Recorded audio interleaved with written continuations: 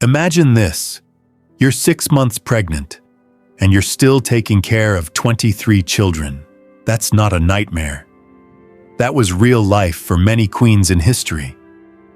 For centuries, royal women weren't just mothers. They were baby-making machines trapped in an endless cycle of pregnancy pain and loss. Their bodies became battlegrounds, their wombs measured in heirs, their lives defined by numbers rather than names. They did not dream of freedom through power or wealth. They longed for the day when their bodies would finally stop bleeding, when menopause would arrive like a final salvation. From the outside, their lives looked like fairy tales, palaces, jewels, power, influence. But behind the walls of marble and gold, these queens lived in shadows of relentless expectation. Married off as teenagers, they were forced into a brutal rhythm: conceive, give birth. Hand the baby to wet nurses, recover just enough, then back to the royal bedchamber to start all over again. It wasn't love, it was duty. And it was merciless. The truth is, these royal mothers did not fear death on the battlefield. They feared the battlefield inside their own bodies. Each birth could be the last. Each pregnancy could be a death sentence. And yet they had no choice. Their value was not in their minds, not in their hearts, but in their wombs. In a ruthless game of dynasties, their children were pawns, their bodies the board, and their suffering the price of empires. Today, we ask questions like, how many children did she have? But rarely do we ask, what did it cost her? Behind every number is a story soaked in sweat, tears, and silent agony. Some of these queens gave birth 12, 16, even 23 times. Some died after hours, sometimes days of torture in the birthing chamber. Others watched their infants die one after another, left with cradles filled not with laughter, but with silence. This video isn't just about numbers. It's about the dark side of royalty, the hidden truth behind golden crowns and polished portraits. These queens endured lives modern audiences would call unthinkable, and yet their names are written into the very stones of palaces, churches, and even world wonders. The Taj Mahal itself was born out of this pain. And here's the hook: we're going to count down the top 8 queens in history who gave birth to the most children. But don't expect fairy tales. Expect tragedy. Expect betrayal. Expect revelations that will shake the way you think about power women and history itself. Because the record holder, the queen who gave birth to an astonishing 23 children, did not die in glory. She died in exile, her dynasty erased. Stay with me until the end, because once you learn her story, you will never look at royalty the same way again. This is not just history. This is a warning. This is the untold truth of royal motherhood, a truth more shocking than any throne room conspiracy, more haunting than any battlefield. And it all begins right here. The story begins with love and ends with death. In 1593, a Persian noblewoman named Arjuman Banu Begum, better known to history as Mumtaz Mahal, married the young prince who would one day become Emperor Shah Jahan of the Mughal Empire. He had other wives as duty demanded, but his heart belonged only to her. To him, she was the most beautiful, the most virtuous, the perfect queen. She was not just a consort. She was his advisor, his companion, even on military campaigns. He gave her riches, status, and power no empress before had received. But beneath this storybook, romance, a darker truth unfolded. Together they had 14 children. Only 7 survived into adulthood.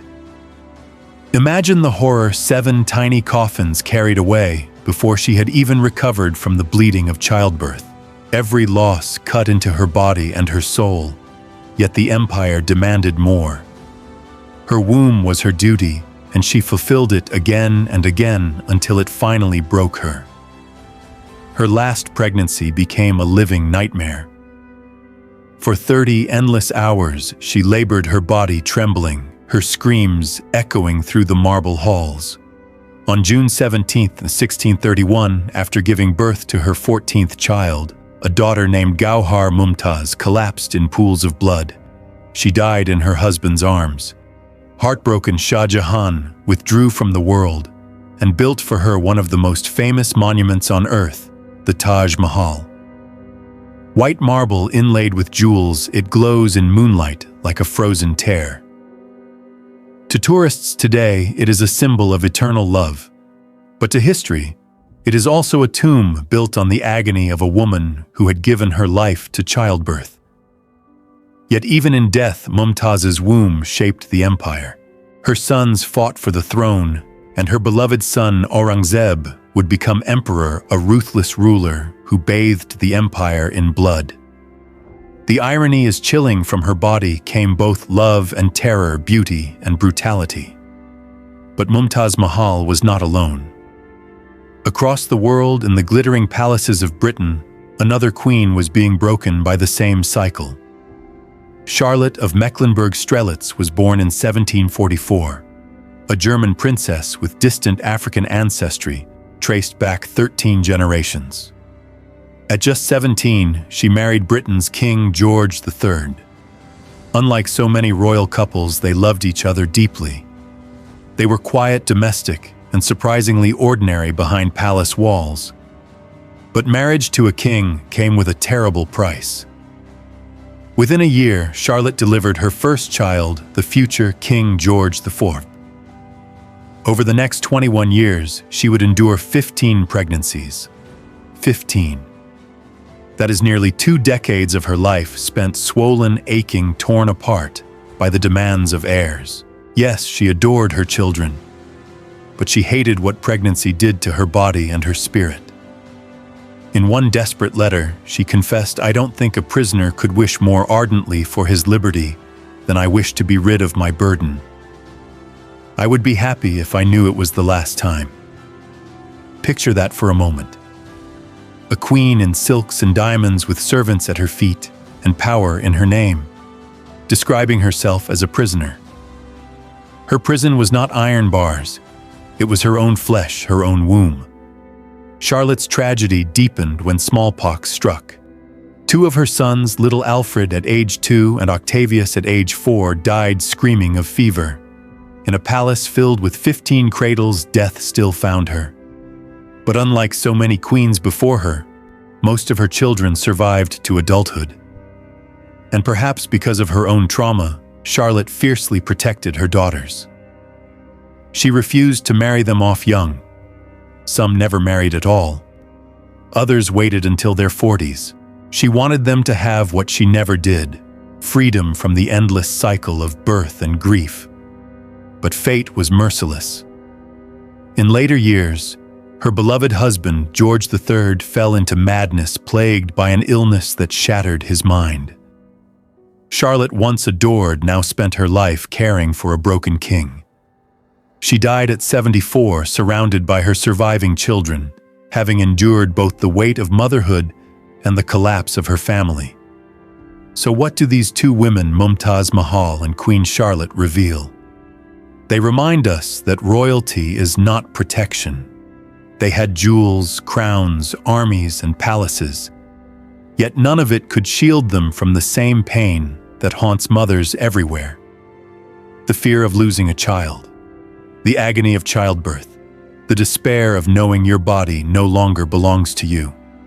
This is the hidden history of queenship, the side we never see in paintings or textbooks.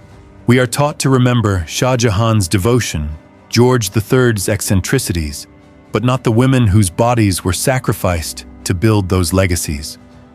Without them, there would be no Taj Mahal. Without them, there would be no Queen Victoria, no Hanoverian dynasty, no British Empire as we know it. And yet we must ask, at what cost? How many tears are buried in those marble tombs? How many cries were muffled behind gilded doors? And how many women today still carry echoes of this ancient cage, measured not by their minds, but by their ability to bear children? Stay with me because this is only the beginning. What comes next is even darker. The cycle of birth and death will not stop here. We are about to meet queens who gave birth not to legacies, but to tragedy after tragedy, until their bodies gave out, and their names were carved in stone, only as reminders of suffering. If you thought 15 pregnancies was brutal, wait until you hear what comes next. Now the tension rises. The stories no longer read like tragic love tales. They begin to feel like prisons of flesh and destiny, where queens are isolated, powerless, and constantly at risk of death. Let us step into the 13th century. Her name was Eleanor of Castile, a Spanish princess, who was only 13 years old when she married England's future king, Edward I. He was 15. To the world, Edward became one of the most feared warrior kings of medieval England, conquering Wales, fighting Scotland, and marching on crusade. But at home, he was utterly devoted to Eleanor. Unlike many kings, he remained faithful. He even carried her with him into the harsh realities of war. Imagine a teenage girl, barely a child herself, riding into battle camps, her body already pushed into motherhood. Eleanor gave birth 16 times. But medieval medicine was merciless. Her first 3 babies died shortly after birth. More followed before they could reach the age of 10. Each loss was not just personal, it was political. Every coffin lowered into the ground weakened Edward's dynasty, and every birth threatened Eleanor's fragile young body. Her womb was not just her curse, it was England's lifeline. Disaster struck when her only living son, Alfonso, heir to the throne, died of illness at age 10. Imagine the scene: a kingdom trembling, a mother broken, a father raging at fate. Eleanor's body was already battered from endless pregnancies, but duty called again. Her final pregnancy produced Edward the Boy, who would become the infamous Edward II, a king remembered for scandal, weakness, and brutal downfall. History might remember Edward I as a conqueror, but the dynasty that followed was already poisoned by grief. Eleanor, exhausted and sick with malaria, died at only 48, far older in suffering than her years. Edward III was so devastated that he built 12 monumental stone crosses along the route of her funeral procession from Lincoln to London. To him, she was unforgettable. To history, she was a mother who gave her life piece by piece, one child at a time. Now travel east to the Kingdom of Armenia in the 13th century, where a queen named Karen lived through an even darker cycle. Married to King Leo II, she bore 16 children, 10 single births, and 3 sets of twins. At first it looked like strength. Chronicles praised her beauty, her soul, her loyalty to her husband. But survival in Armenia's royal house was never guaranteed. Her first 3 sons died in infancy. Then came Hethum II, who became king only to be murdered. After him, another son, Thoros III, wore the crown. He too was murdered. And when her youngest son, Ashin, finally ascended, the same fate awaited him. Do you see the pattern? Karen's womb filled Armenia's throne with heirs, but the throne itself was cursed. Her children were not blessings, they were targets. Every coronation became a death sentence. Every birth only set the stage for another royal assassination. By the time she reached the end of her pregnancies, Karen was so broken, so spiritually drained, that she abandoned the palace entirely. She became a nun, retreating to a monastery, surrendering power for silence. She died there in 1285. From queen to cloistered shadow, her life arc is one of the most haunting, untold secrets of medieval history. If Eleanor's story reveals the helplessness of royal mothers, and Karen's story reveals the danger their children faced, then the life of Maria Theresa of Austria explodes into a new level of political ruthlessness. Born in 1717, she became Holy Roman Empress, And unlike the others, she actually ruled. She was brilliant, powerful, and uncompromising. But even she was chained to the same cruel cycle. Between wars, reforms, and treaties, she endured 16 pregnancies in 19 years. 16. Nearly every year of her youth was swallowed by childbirth. She once declared that if she hadn't been constantly pregnant, she would have led her troops into battle herself. Imagine that a woman powerful enough to command empires reduced to the battlefield of her own body. 13 of her children survived, and she used them ruthlessly.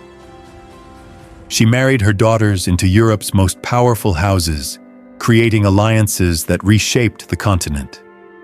Among them was Marie Antoinette, the tragic Queen of France, who would lose her head to the guillotine. Another son became Archbishop of Cologne, another King of Bohemia. Every child was a chess piece placed strategically by Maria Theresa's hand. But behind this ruthless strategy was heartbreak. Smallpox ravaged her family, stealing several of her children. Maria Theresa championed the new inoculation to save the rest, one of the first monarchs to embrace this medical revolution. She fought for survival with everything she had. Yet she too was plagued by betrayal. Her husband Francis was endlessly unfaithful, surrounding himself with mistresses. Jealous and humiliated, Maria Theresa launched a chastity commission to crack down on prostitution and adultery, less for morality, more to catch her husband. When Francis died suddenly, she never recovered. For the rest of her life, she wore black mourning, endlessly ruling with iron will but shattered heart. At 63, she herself caught smallpox and succumbed, leaving behind an empire reshaped, but a body that had paid the ultimate price. So here is the rising tension: Eleanor broken by duty, Karen broken by violence, Maria Theresa broken by betrayal and exhaustion. These were not weak women. They were strong, intelligent, loyal, and determined. But none of it mattered. They were still prisoners of their wombs, still pawns in a game that turned their children into victims, their bodies into weapons, and their hearts into collateral damage. And if you think this is where the suffering ends, you're wrong. The next queens in our story will face even more horrifying fates, where the body count rises, the sense of helplessness deepens, and the shocking truth of royal motherhood reaches its most unbearable climax. This is the point where reason begins to fracture, where the illusion of power shatters and the queens themselves become symbols of broken bodies, shattered minds, and dynasties collapsing under the weight of the womb. First, we step into the glittering but rotten courts of Naples and Sicily, where Maria Carolina of Austria lived out a nightmare disguised as marriage. Born in 1752, she was the daughter of the formidable Maria Theresa and the beloved sister of Marie Antoinette. From childhood, she was raised to fear her destiny. 3 of her sisters had already been promised in marriage to King Ferdinand of Naples. All 3 died of smallpox before they could reach the altar. That left Maria Carolina next in line. She begged, she wept, she prayed that the marriage was cursed and that she might be spared. But her pleas meant nothing. At just 15, she was shipped off like a pawn, handed to a man she found ugly, crude, and repulsive. Their wedding night was humiliation itself. Ferdinand mocked her openly, making crude jokes about her body. Yet the duty remained. Year after year, pregnancy after pregnancy, Maria Carolina delivered 17 children. But in this cursed marriage, 10 of them would die before adulthood. Every new birth was both hope and horror, a reminder that her body was not her own. And yet Maria Carolina did what many queens could not. She took power.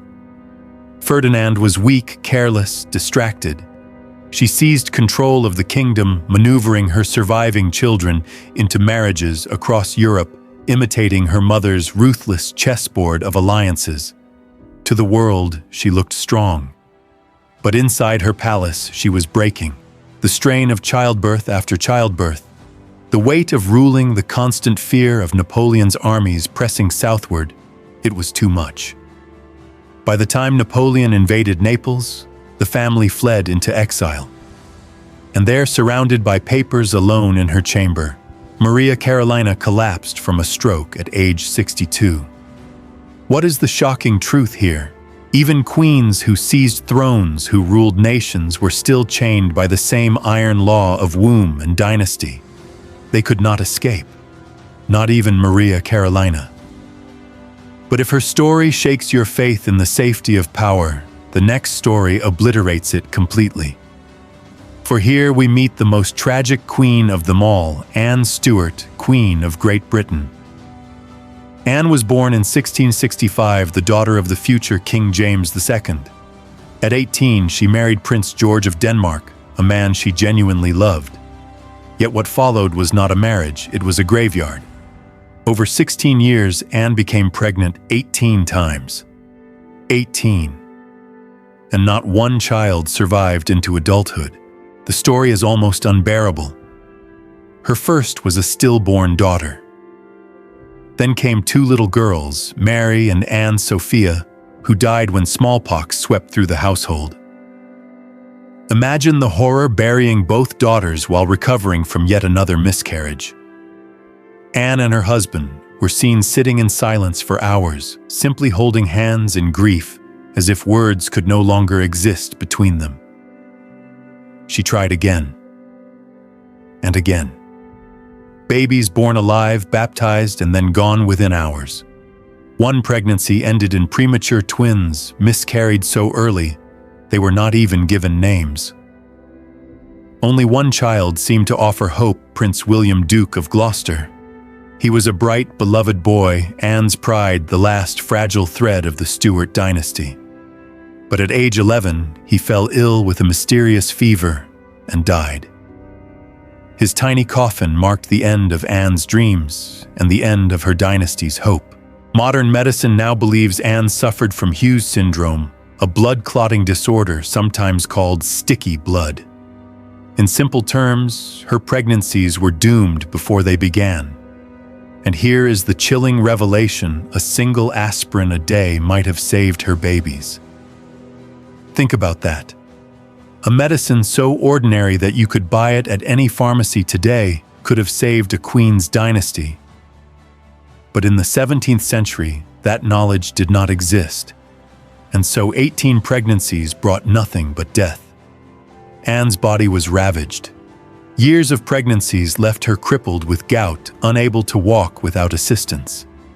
By the time she died in 1714, she was only 49 years old, but she looked far older, her body aged by grief and disease. Her reign, once filled with promise, ended with an empty throne, a dynasty extinguished. This is where faith collapses. We are taught to believe that kings and queens live above us, protected by wealth, guarded by armies, immune to the suffering of ordinary people. But Queen Anne's story smashes that illusion. No crown, no jewels, no empire could save her from the cruelty of her own blood. She was as helpless as any woman in history, perhaps even more so because her suffering was not private. It was a public tragedy, the slow-motion death of a dynasty. So what do we see when we place Maria Carolina beside Anne Stuart? One ruled boldly, but died exhausted and broken. The other tried endlessly, but every attempt ended in death. Both stories reveal the same truth: royalty was never protection. Power was never safety. These queens were crushed by duty, abandoned by medicine, and betrayed by fate itself. And yet, as unbearable as these tragedies are, there is one final revelation still to come. One queen who carried the heaviest burden of all. Not 16, not 17, not 18, but 23 children. She fought to secure her dynasty, but instead she witnessed its destruction. If you think you have heard the worst, stay until the end, because the final chapter is darker than anything so far. The final chapter is not about birth. It is about aftermath, the consequences, the echoes that refuse to die. Because queens may fall into the grave, but their scars remain carved into dynasties, into nations, into the memory of history itself. Enter Darajan Dadiani, born in 1738, a Georgian princess who would carry the heaviest burden of them all. At just 12 years old, she was married off to the 30-year-old future king Heraclius II of Georgia. He already had 4 sons by his previous wife, but still Darajan's body became the battlefield for his dynasty's survival.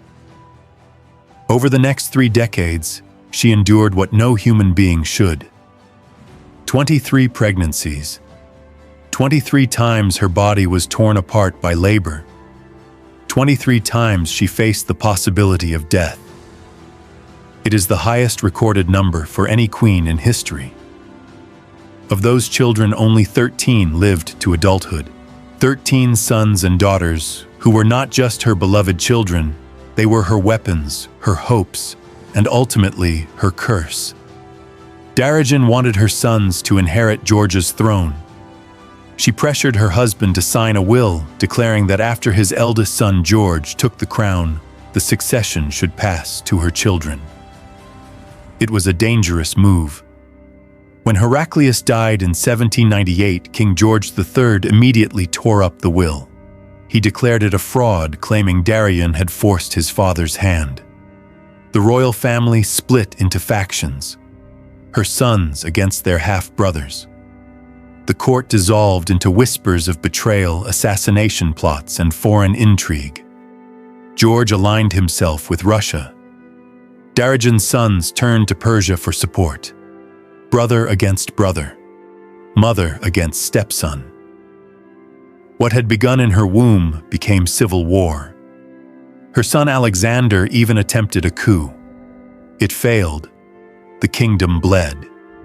And then came the final blow.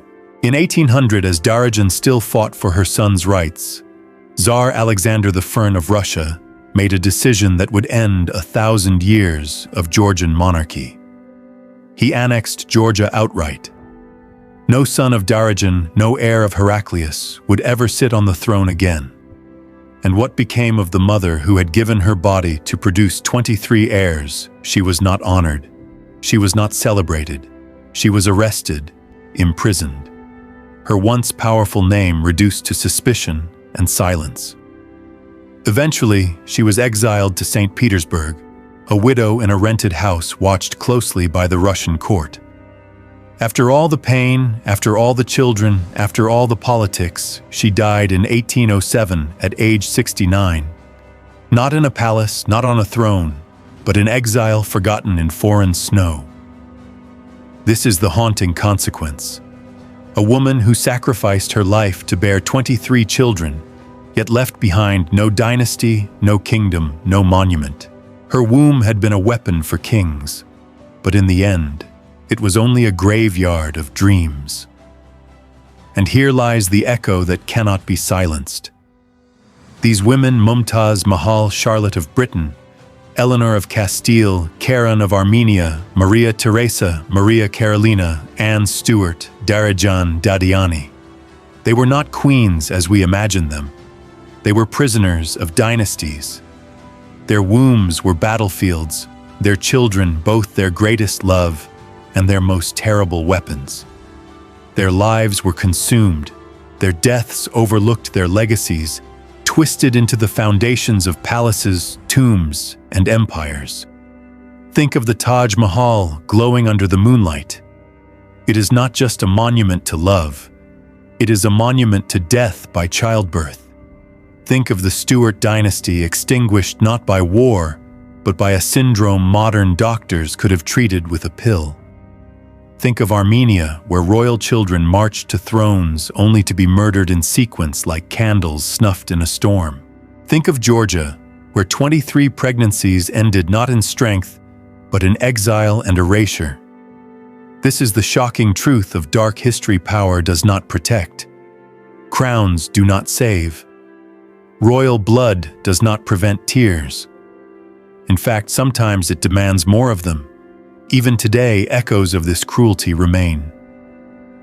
Around the world, women are still pressured to produce heirs, to measure their worth in children, to carry dynasties on their backs. Modern medicine spares many from the deaths these queens faced, but the weight of expectation still crushes lives. And that is the real, untold truth. History is not past. It lives on. So ask yourself, when you look at portraits of queens in their gowns and jewels, when you hear of empires rising and falling, do you imagine the pain beneath? Do you hear the cries in the birthing chambers, the silence of empty cradles, the whispers of exhausted queens begging God for freedom? Because that silence is the true legacy of monarchy. Not the marble palaces, not the crowns, not the victories. The silence of women whose bodies were consumed by duty, their voices drowned in history's applause for kings. And now you know. This is not fairy tale history. This is dark history, shocking truth, the untold secrets of royal tragedy. The echoes of these queens do not fade. They linger. They haunt. And once you've heard them, you will never look at royalty the same way again. Their wombs were battlefields. Their children were weapons. Their love was tragedy, and their silence is still echoing. And so what do we learn when the crowns are lifted and the truth is laid bare? For centuries, queens were painted in portraits as serene figures, faces calm, gowns immaculate, surrounded by symbols of power. But the reality was far more brutal. Their bodies were not their own. Their children were not just their joy, they were their chains. Their palaces were not homes.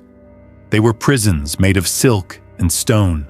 These stories remind us of something deeply unsettling: power without choice is not power at all.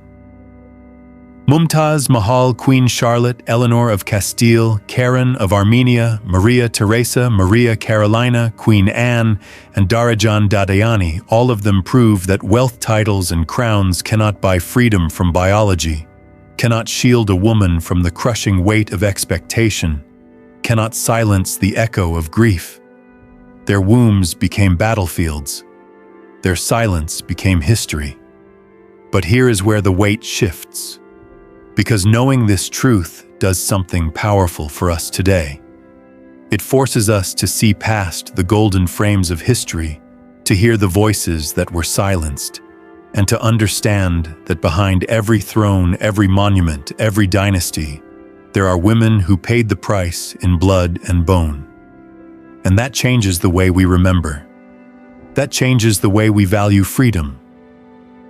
The psychological trap has been broken. The fairy tale of untouchable royals collapses, and what's left is real, human, and haunting. These queens were not invincible figures. They were flesh, fragile, and flawed, just like us. And when we see them clearly, we begin to see our own world more clearly too. The pressures, the expectations, the hidden costs of power that still ripple through society. So now I want to hear from you. Which queen's story haunted you the most? Which one shattered the way you see history? Leave your thoughts in the comments. I read them all. And if this story shook, you don't let it fade into silence. Save this video, share it with someone who needs to hear the untold truth, and make sure you subscribe right now. Because there are more secrets buried in history, and together we're going to uncover them one by one. This was not just history. This was a warning. This was the shocking truth of royal motherhood. And once you've heard it, you can never unhear it.